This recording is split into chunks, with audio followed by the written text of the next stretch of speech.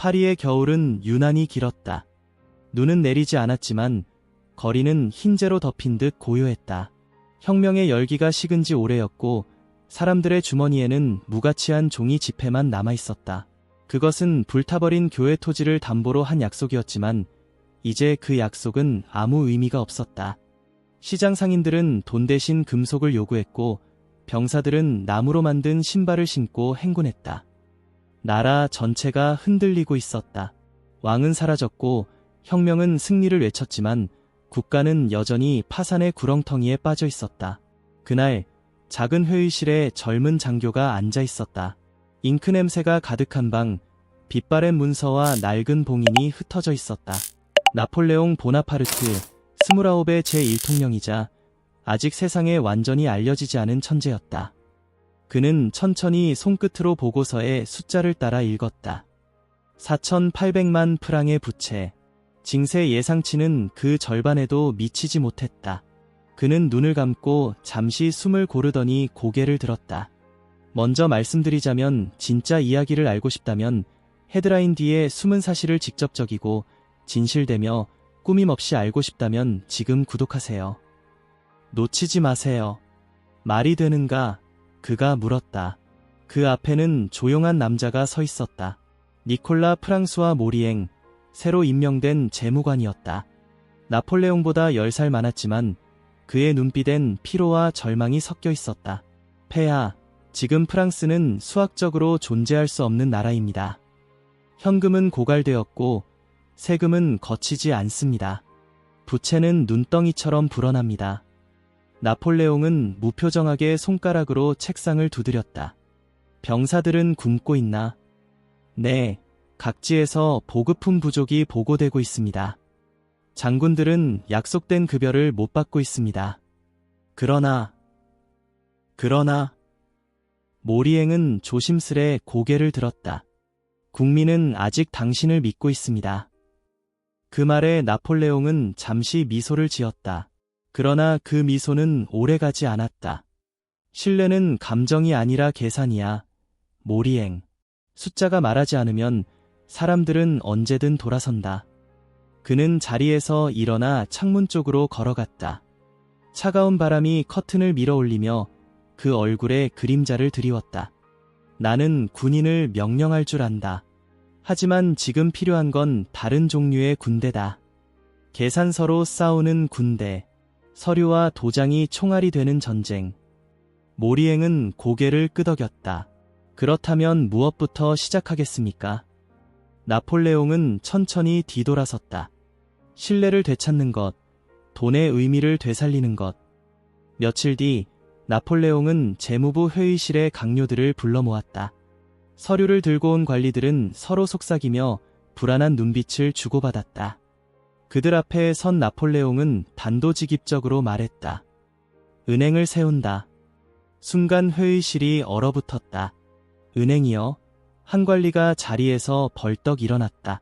폐하, 국민들은 아직도 지폐를 불태우던 기억을 잊지 못했습니다.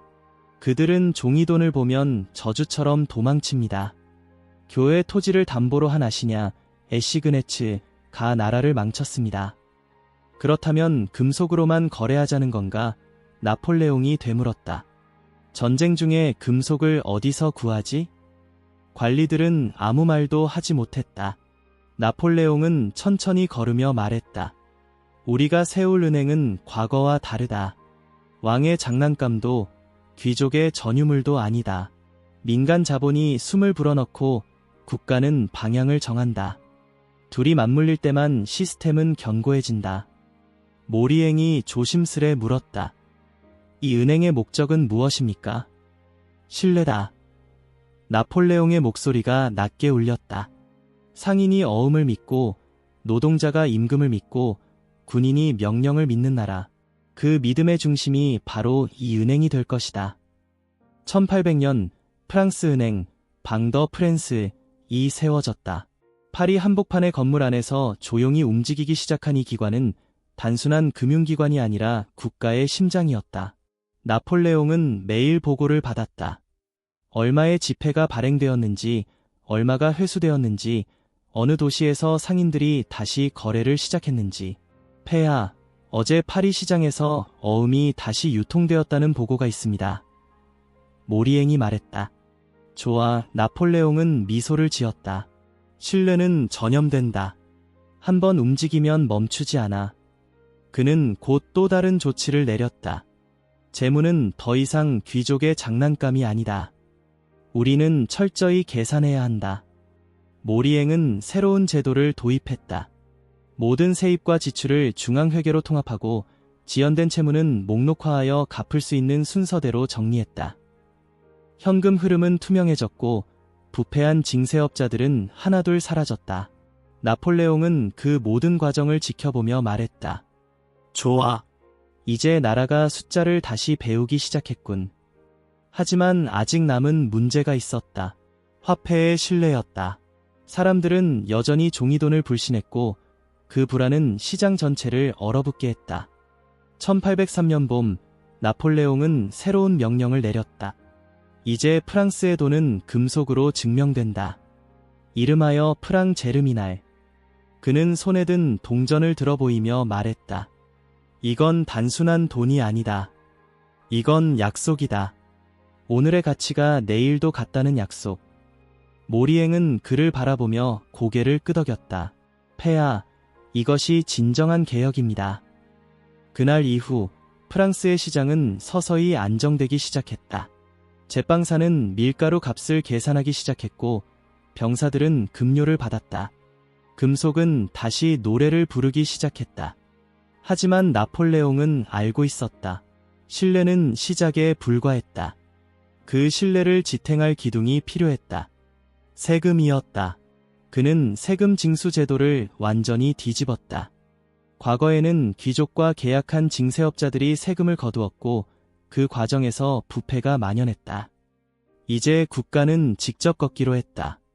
토지세, 인두세, 직업세, 소비세, 4개의 기둥이 세워졌다. 이제 모든 세금은 땅에서부터 시작된다. 나폴레옹은 말했다. 측량하고 기록하라. 땅의 크기를 속이는 자는 곧 나라를 속이는 자다. 그의 명령에 따라 카다스트르, 커데스터, 라블리는 토지대장이 전국적으로 작성되었다. 각 지방의 면적과 소유자가 기록되었고 부패 대신 계산이 자리를 차지했다. 모리앵이 보고서를 들고 말했다. 폐하, 처음으로 전체 세수의 예측이 가능합니다. 좋다, 나폴레옹이 답했다. 이제 우리는 미래를 계산할 수 있는 나라가 되었다. 그 순간 그는 스스로도 느꼈다. 이제 프랑스는 더 이상 혼란스러운 혁명의 잔재가 아니었다. 계산이 돌아가고 돈이 움직이고 신뢰가 쌓였다. 나라가 다시 살아나고 있었다. 그러나 나폴레옹은 알았다.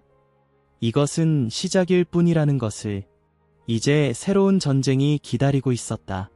이번에는 총이 아니라 금전으로 싸우는 전쟁이었다. 그는 창밖으로 석양이 내리는 파리 하늘을 바라보았다. 낮게 깔린 붉은 빛이 구름 사이로 스며들었다. 그 빛은 마치 불타는 금속처럼 반짝였다. 그의 마음속에서는 하나의 문장이 울리고 있었다. 전쟁은 피로 싸우지만 제국은 숫자로 세워진다. 그는 조용히 웃으며 말했다. 이제 진짜 전쟁이 시작된다. 겨울은 북쪽에서 왔다. 눈보라가 불기 시작할 때 프랑스의 군대는 이미 폴란드 평원을 넘어 동쪽으로 진군하고 있었다. 하지만 이번에는 바람이 달랐다. 그것은 단순한 계절의 냉기가 아니었다. 제국의 피가 서서히 식어가는 조짐이었다. 몇 해 전만 해도 나폴레옹의 재정체계는 완벽하게 돌아갔다. 전쟁은 손실이 아니라 수입이었다. 정복은 파괴가 아니라 투자였다. 그의 장군들은 전장을 수익구역이라 불렀다. 병사들이 도시를 점령하면 곧 관리들이 뒤따랐다. 그들은 장부를 들고 왔다. 금고를 열고 세율을 정했다. 패배한 왕들은 협정서에 서명했고 그 종이 위의 서명은 곧 금화로 바뀌었다. 폐하, 작센 공국에서의 곡물금 납부가 완료되었습니다. 200만 프랑입니다. 좋아. 그 금으로 다음 보급선을 준비하라. 그의 음성은 마치 상인의 계산처럼 정확했다. 그의 천재성은 전쟁을 경제로 바꾸는 능력이었다. 프랑스의 본토는 더 이상 피로 물들지 않았다. 대신 정복지에 금이 파리로 흘러들었다. 프로이센의 패전 후엔 도시마다 기부금이라는 이름의 곡물이 부과되었고 틸지트 조약 이후에는 러시아조차 보상금을 납부했다. 나폴레옹의 제국은 자기 자신을 먹여 살렸다. 전선이 전선을 먹인다. 이것이 그가 즐겨 쓰던 표현이었다. 그러나 그 시스템은 승리를 전제로 했다. 전쟁이 계속 승리해야만 금이 들어왔다. 그 금이 멈추면 제국의 심장은 멈추게 되어 있었다. 모리앵은 어느 날 밤 조용히 나폴레옹에게 물었다. 폐하, 우리는 이 시스템을 영원히 유지할 수 있을까요? 나폴레옹은 잠시 생각하다가 말했다. 우리가 멈추지 않는 한은 가능하다. 제국은 움직일 때만 살아있다. 그의 말은 믿음이었지만 동시에 저주이기도 했다. 그는 전장을 재무의 시각으로 보았다. 각 전투는 손익 계산이었다. 얼마의 병사로 얼마의 금을 얻는가 그는 가끔 지도를 펴고 부관에게 말했다. 이 지역을 점령하면 연간 세수는 150만 프랑이야. 도로와 항만을 정비하면 더 늘겠지. 전쟁은 회계였다. 그렇게 제국은 거대해졌다. 이탈리아, 네덜란드, 라인 연맹, 폴란드, 스페인. 그가 가는 곳마다 세금 체계가 복제되었다. 새로 정복된 영토들은 제국의 부속 회계로 편입되었다. 파리의 재무성에서는 매일같이 보고서가 도착했다. 밀 수확량 증가, 세수 10% 상승. 마르세유 항구 통관 수입 2만 프랑 추가. 나폴레옹은 그런 보고를 읽으며 만족스러운 미소를 지었다. 좋다. 제국은 이제 살아있는 유기체야. 숨을 쉬고 먹고 다시 내뱉지. 그는 정복지에 법을 퍼뜨렸다. 나폴레옹 법전이 그 도구였다. 재산권, 상속, 계약. 그것은 단순한 법이 아니라 경제의 언어였다. 상인이 계약을 신뢰할 수 있을 때 시장은 열렸고 세금은 들어왔다. 프랑스 은행의 지점들이 주요 도시마다 생겨났고 상인들은 어음을 사용해 거래를 재개했다. 나폴레옹은 그 모습을 바라보며 말했다. 이것이 내가 원하는 전쟁이야. 총 대신 장부로 싸우는 전쟁. 그러나 그는 한 가지를 간과했다. 신뢰는 돈으로 살 수 없다는 사실이었다. 1806년 그는 새로운 전략을 내놓았다. 이름하여 대륙봉쇄령. 영국을 경제적으로 질식시키려는 시도였다. 그들의 금을 막으면 그들의 군함은 멈출 것이다. 나폴레옹의 말이었다. 유럽 대륙의 모든 항구에 명령이 내려졌다. 영국 상품 출입 금지. 처음엔 효과가 있었다. 런던의 상인들은 불안에 떨었고 몇몇 항로는 마비되었다. 그러나 곧 사람들은 다른 길을 찾기 시작했다. 북해의 어부들이 밀수선이 되었고 덴마크와 포르투갈의 항구에서는 영국 깃발을 숨긴 배들이 줄을 이었다. 모리앵은 보고서를 들고 들어왔다. 폐하, 밀수가 늘어나고 있습니다. 항구 세수가 급감하고 있습니다. 나폴레옹은 주먹을 쥐었다. 단속을 강화하라. 이미 강화했습니다. 하지만 사람들은 굶고 있습니다. 그럼 더 강하게 하라.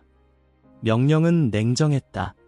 그러나 그 냉정함은 두려움의 또 다른 이름이었다. 봉쇄령은 곧 제국 내부의 균열을 만들었다. 상인들은 몰래 거래를 재개했고 군 관료들은 그 거래에서 뇌물을 챙겼다. 나폴레옹이 꿈꾸던 통제된 경제는 스스로 부패하기 시작했다. 그럼에도 불구하고 그는 멈추지 않았다. 그가 믿은 것은 오직 승리였다. 이제 러시아를 굴복시키면 대륙은 완전히 우리의 것이 된다. 1812년 여름 프랑스군은 동쪽으로 향했다. 거대한 군대, 그러나 거대한 비용이었다. 모리앵은 출정 전 마지막으로 그를 찾아왔다. 폐하, 이 원정은 위험합니다. 보급 비용이 너무 큽니다. 우리는 이미 전선을 유지하기 위해 모든 수입을 소모하고 있습니다. 나폴레옹은 그의 어깨에 손을 얹었다. 모리앵, 당신은 늘 계산을 걱정하지. 하지만 때로는 숫자보다 의지가 세상을 움직인다. 하지만 의지는 장부를 메우지 못합니다. 이번에도 승리할 것이다. 그러면 모든 계산이 맞아떨어진다.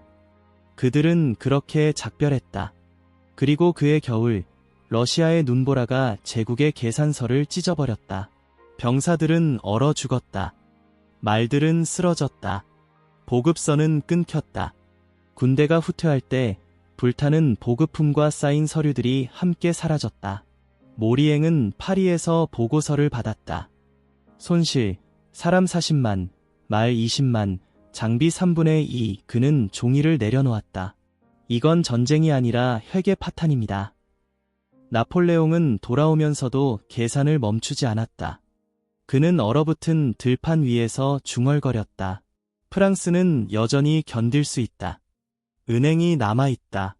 세금이 남아있다. 그러나 그는 알고 있었다. 이번엔 그 어떤 승리도 이 구멍을 메우지 못할 것이라는 것을. 1814년 파리가 함락되었다. 제국은 무너졌다. 그러나 놀랍게도 그가 만든 시스템은 남았다. 프랑스 은행은 문을 닫지 않았다. 프랑 제르미날은 여전히 안정된 가치를 유지했다. 재무성의 회계관들은 여전히 장부를 정리했고 감사관들은 금고를 점검했다. 나폴레옹이 세운 기계는 주인을 잃고도 돌아가고 있었다.